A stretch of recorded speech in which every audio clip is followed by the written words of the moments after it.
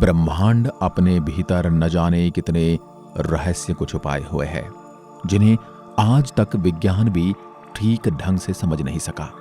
ऐसे में आज हम ब्रह्मांड के कुछ ऐसे रहस्यों को समझेंगे जो आज भी हैं और आगे भी रहेंगे। अंतरिक्ष सदा से हमारी जिज्ञासाओं का केंद्र रहा है। ग्रह, नक्षत्र और तारों के साथ हमारा संबंध काफी पुराना है। इस अनंत असीमित ब्रह्मांड में लाखों रहस्य छिपे हैं। ज्यों-ज्यों विज्ञान का दायरा बढ़ा है, त्यों-त्यों इस ब्रह्मांड के रहस्य उजागर हुए हैं और इनकी गिनती बढ़ती चली गई है। जितना हमने जानने की कोशिश की है, उतने ही हम अज्ञानी साबित हुए हैं। विज्ञान ने ब्रह्मांड को देखने का एक अलग नजरिया हम लोगों को दिया है। आज हम भले ही बहुत आगे बढ़ गए हैं, पर जो मूलभूत सवाल थे, जैसे इस ब्रह्मांड की शुरुआत कैसे हुई, इसे कौन चला रहा है, ब्लैक होल क्या है, इसके अंदर क्या है, ऐसे न जाने कितने सवालों का उत्तर हमें आज तक नहीं पता लग पाया। आज भले ही ये रहस्य हमारी समझ के परे लग रहे हों, लेकिन उम्मीद है कि आने वाले समय में विज्ञान इनकी पहेली को सुलझाएगा और अंतरिक्ष की एक व्यापक तस्वीर हमारे समक्ष खड़ी करेगा। इस कड़ी में आइए जानते हैं अंतरिक्ष के 5 सबसे बड़े रहस्यों को। सबसे पहला सवाल और सबसे बड़ा रहस्य, ब्रह्मांड की शुरुआत कैसे हुई। बिग बैंग ब्रह्मांड की शुरुआत की सबसे प्रचलित वैज्ञानिक धारणाओं में से एक है।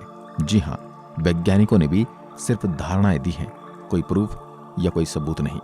बेल्जियम के एक खगोलविद जॉर्ज हेनरी लेमेत्र ने इस सिद्धांत को दिया। इस सिद्धांत के अनुसार लगभग 14.5 अरब वर्ष पहले ब्रह्मांड की सारी ऊर्जा, भौतिक पदार्थ और अस्तित्व एक बिंदु में कैद था। अचानक एक बहुत बड़ा विस्फोट हुआ और समय, स्पेस और मैटर अस्तित्व में आ गए। यहीं से ब्रह्मांड की उत्पत्ति होने की शुरुआत हुई। तब से ब्रह्मांड निरंतर फैलता जा रहा है। पर कई बड़े वैज्ञानिकों का मानना है कि बिग बैंग थ्योरी एक कल्पना है। उनका कहना है कि किसी भी घटना को घटित होने के लिए समय की आवश्यकता होती है। बिग बैंग से पहले समय था ही नहीं। बिना समय की उपस्थिति के बिग बैंग घटित कैसे हुआ? अचानक से समय की उपस्थिति बिग बैंग की घटना से कुछ क्षण पहले कैसे हुई? बिग बैंग थ्योरी के पास इन सवालों का कोई ठोस उत्तर नहीं है। महान वैज्ञानिक स्टीफन हॉकिंग का मानना था कि ब्रह्मांड अचानक से स्वतः ही स्फूर्त होकर आया है। बिग बैंग हमारे अब तक की ज्ञात जानकारियों में सबसे सटीक सिद्धांत प्रतीत होता है, पर यह कितना सच है, इसका कोई प्रमाण हमारे पास नहीं है। इस सिद्धांत के भीतर कई बड़े अंतर विरोध हैं। इस रूप में ब्रह्मांड का सर्जन कैसे हुआ, यह आज भी एक रहस्य का विषय बना हुआ है। डार्क मैटर या डार्क एनर्जी क्या है? अंतरिक्ष का 95% हिस्सा डार्क मैटर और डार्क एनर्जी से मिलकर बना है। बाकी का 5% हिस्सा भौतिक पदार्थों से। इनमें ग्रह, नक्षत्र, तारे वे सभी आते हैं जिन्हें हम देख सकते हैं। वैज्ञानिकों का मत है कि डार्क मैटर और डार्क एनर्जी ही वह कड़ी है जिसने इस पूरे ब्रह्मांड को एक सिलसिलेवार ढंग से बांध रखा है। डार्क मैटर ऐसे पदार्थों से मिलकर बने हैं जो लाइट को ऑब्जर्व, इमिट और रिफ्लेक्ट नहीं करते। इस कारण अब तक के साधनों के बल पर इसे देख पाना संभव नहीं है। वैज्ञानिक परिकल्पना कहती है कि डार्क मैटर और डार्क एनर्जी ही इस ब्रह्मांड का आधार है। इसी पदार्थ से पूरे ब्रह्मांड का अस्तित्व बना हुआ है। इसी के आधार पर ये चीजें, सौरमंडल एक दूसरे से जुड़ा हुआ है। इन पदार्थों की कोई विकसित समझ हमारे पास अब तक नहीं है। इसको समझ पाने का कोई ठोस आधार भी हमारे पास नहीं मिला है। पर इस बात से कोई भी इनकार नहीं कर सकता कि इन पदार्थ का अस्तित्व नहीं होता। इन पदार्थों के विषय में हमारे पास अधिक जानकारी नहीं है। केवल परिकल्पनाओं के सहारे ही वैज्ञानिक इसे समझने की कोशिश कर रहे हैं। Black hole. ब्लैक होल ब्रह्मांड के सबसे सघन ऑब्जेक्ट में से एक है। इनका गुरुत्वाकर्षण खिंचाव इतना अधिक होता है कि इसमें से प्रकाश भी बचकर नहीं निकल सकता।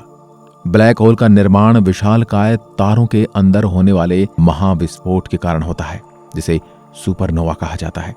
इसकी सर्वप्रथम खोज कार्ल स्क्वारचिल्ड और जॉन व्हीलर ने की थी।